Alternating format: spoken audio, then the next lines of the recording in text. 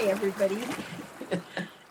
So basically, what happened was many years ago when we were in Japan, one of our church members was a young, beautiful young lady. She had been saved for about 2.5 years, and she was getting ready to get married.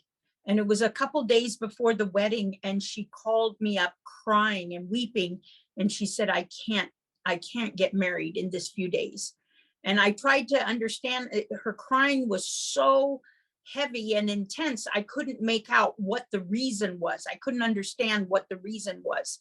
So my husband and I jumped in the car and we went over to her house and we tried to decipher what was the reason, what was this terrible reason why she couldn't get married. And finally, it began to pour out of her. She said, before I became a Christian, I was such a terrible person.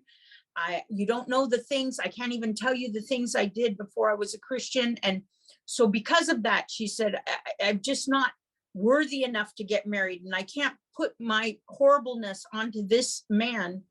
And so we kept trying to tell her, no, but the Lord has forgiven. You've been a Christian these years, that you're forgiven. She said, but no, it doesn't matter, because I just feel it's too heavy on me. I'm such a terrible person, and therefore I can't get married. And so then my husband said to her, are you telling me the verse in Hebrews that says that Christ died once for all? It says for everyone. Are you telling me that your sin is so special, your sin is so amazing that it overpowers the blood of Jesus, and that it makes what Jesus said as if it didn't even happen, that his blood has no meaning and it can't cover not only your sin, but your guilt?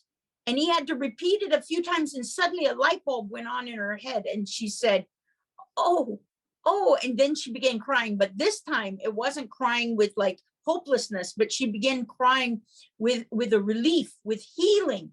And suddenly it was like, oh, I'm free. And she was free not only from the sin, which she had already been free from for the past 2 years, but from that guilt, from what the enemy was trying to put on her, that condemnation that the enemy was putting on her. And in 2 days after that, she got married. She's been married for many years now. Her kids are older, and she had a wonderful marriage, but the devil was trying to stop her from being able to fully receive what Christ had already done for her. Okay.